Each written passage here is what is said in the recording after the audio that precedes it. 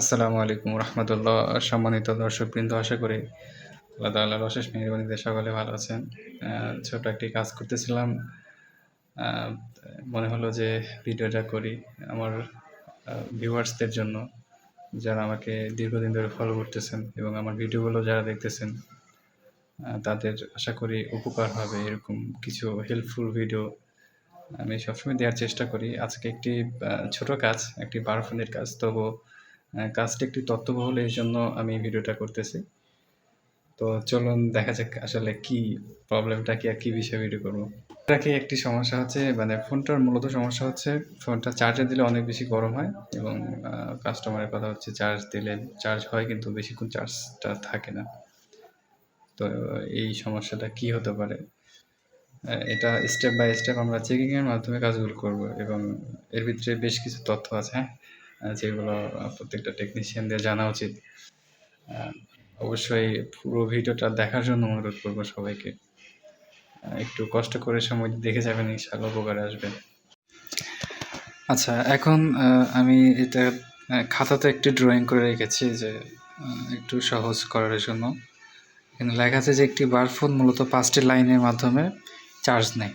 হ্যাঁ, এর ভিতরে হচ্ছে আমরা এখানে দেখতে পাচ্ছি যে প্রথমে হচ্ছে ভিভাস। হ্যাঁ, ভিভাসটা হচ্ছে চার্জার লাইনের, যেটা আমরা পজিটিভ লাইন বলে থাকি, এই পজিটিভ লাইনটাকে ভিভাস বলা হয়।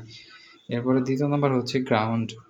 গ্রাউন্ড অর্থাৎ নেগেটিভ লাইন, হ্যাঁ, যেটা মানে আমরা বলি যে পজিটিভ নেগেটিভ লাইনটা হচ্ছে গ্রাউন্ড। এটা হচ্ছে ডিএম অর্থাৎ ডাটা মাইনাস। এরপর এটা হচ্ছে ডিপি অর্থাৎ ডাটা প্লাস। এরপর এটা হচ্ছে এনসি, মানে হচ্ছে নো কানেকশন। অর্থাৎ আমরা দেখতে পাচ্ছি এখানে হচ্ছে গ্রাউন্ডের লাইন হচ্ছে এটা, এবং এই বাম দিকের শেষের এই পিনটা হচ্ছে ভিভাস অর্থাৎ পজিটিভ লাইন। এটা হচ্ছে ডিএম, এটা হচ্ছে ডিপি, এটা হচ্ছে এনসি। আচ্ছা, তাহলে কোনো কারণে যদি আমরা দেখতে পাই যে ডিএম, ডিপি, এনসি এই তিনটা লাইনই নাই, তবে ভিভাস এবং হচ্ছে গ্রাউন্ডের লাইনটা আছে, এই দুইটা কানেকশন করে দিলে আমরা দেখি অনেক সময় চার্জ নেয়, এতে কোনো সমস্যা হয় না। তবে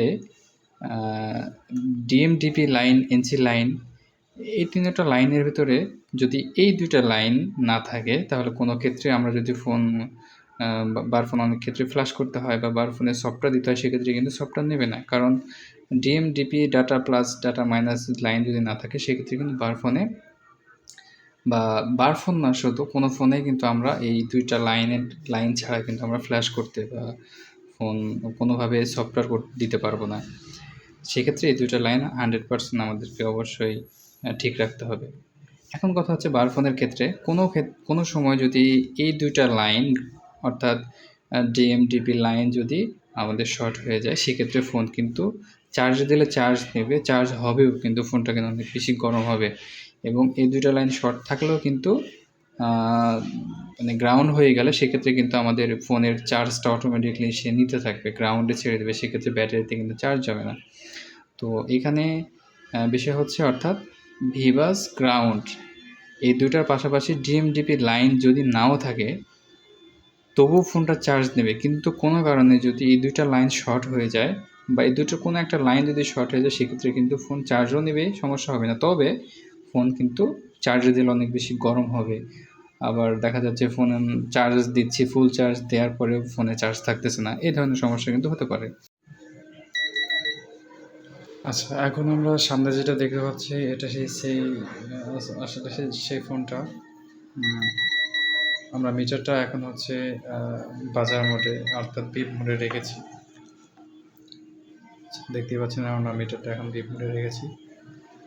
ফার্স্ট টাইম যেটা করতে হবে, আমাদের গ্রাউন্ডের লাইনটা দেখতে হবে যে গ্রাউন্ডের লাইন ঠিক আছে কিনা। আমরা যদি এখানে দেখি, আমরা গ্রাউন্ডের লাইনে বিপ পাচ্ছি, হ্যাঁ। আচ্ছা, গ্রাউন্ড, এরপরে আমাদের অবশ্যই এনসি লাইনটা থাকার কথা, অর্থাৎ গ্রাউন্ডের পরে এনসি লাইন হবে। এনসি লাইনে আমাদের কোনো ধরনের বিপ বা কোনো কিছুই দিবে না, কোনো রিডিংও শো করবে না।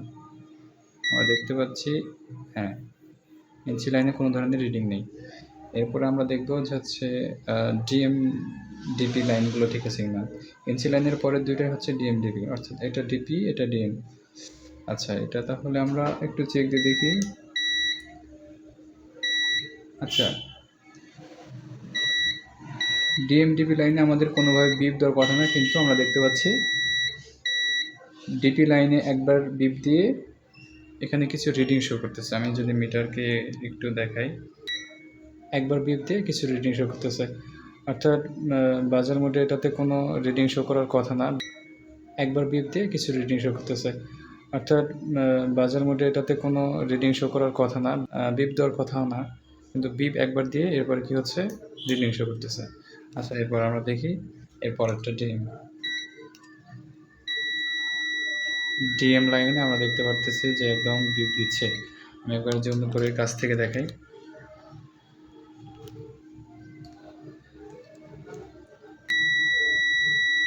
এখানে বিপ দিচ্ছে, তাহলে আমাদের এটাতে কোনোভাবে বিপ দেওয়ার কথা না, কিন্তু বিপ দিচ্ছে। এবার আমরা দেখব ভিভাস লাইনটা।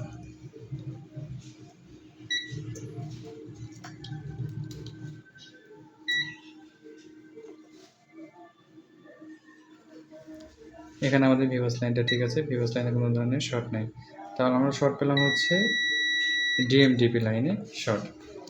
তো ডিএমডিপি লাইনে শর্ট থাকলে কিন্তু এই ধরনের সমস্যাগুলো আসবে।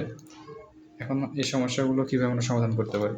ফার্স্ট অফ অল যেটা আমরা করতে পারি সেটা হচ্ছে এই চার্জিং পিনটা উঠিয়ে দেখতে পারি যে চার্জিং পিনটা ওঠানোর পরে এই শর্টটা চলে গেছে কিনা। অনেক সময় দেখা যায় যে এই চার্জিং পিনের ভিতরে ময়লা ঢোকার কারণে বা ময়লা কোনোভাবে ঢোকার কারণে এটা রেজিস্ট্যান্স তৈরি করে, হ্যাঁ, যার কারণে এটা শর্ট হয়ে যায়।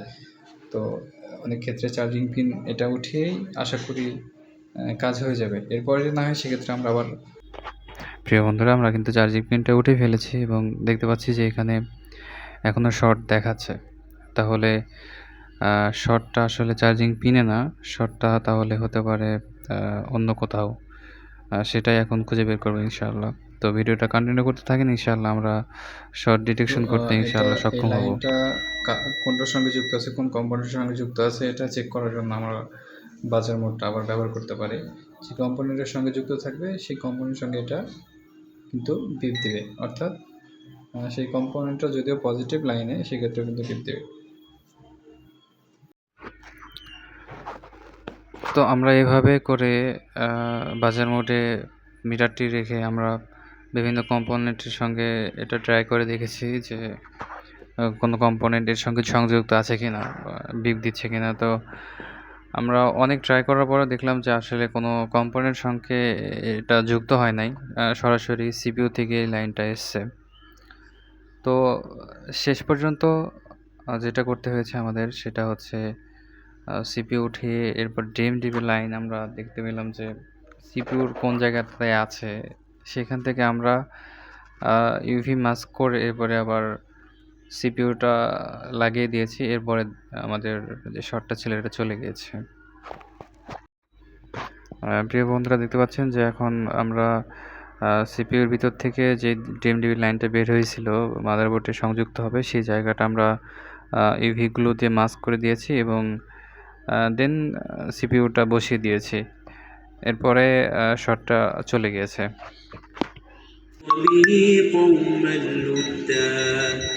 وكم أهلكنا قبلهم من قرن هل تحس منهم من أحد।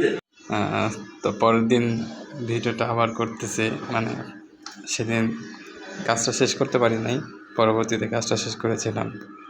অনেক রাত হয়ে গিয়েছিল, বাসায় চলে গিয়েছিলাম, আবার এসছি। তো এভাবে কাজটা করতে আলহামদুলিল্লাহ সক্ষম হয়েছি। তো এরকম আসলে ভিডিওগুলো আমি মাঝে মধ্যে দিয়ে থাকি আপনাদের জন্য। আপনাদের ভালোবাসা পেলে হয়তো আরও হেল্পফুল ভিডিও দেওয়ার চেষ্টা করব। আমার ভিডিও থেকে যদি একটু উপকৃত হন তাহলে আমি আশা করি যে আপনি আমার চ্যানেলটা সাবস্ক্রাইব করে দেবেন এবং আমার পাশে থাকবেন। আমাকে আপনারা একটু হেল্প করবেন এই বিষয়টাতে, যে কষ্ট করে ভিডিও বানাই। যদি আপনাদের কিছু সুন্দর কমেন্ট এবং আপনাদের ভালো কিছু মন্তব্য পাই সেক্ষেত্রে ভালো লাগে।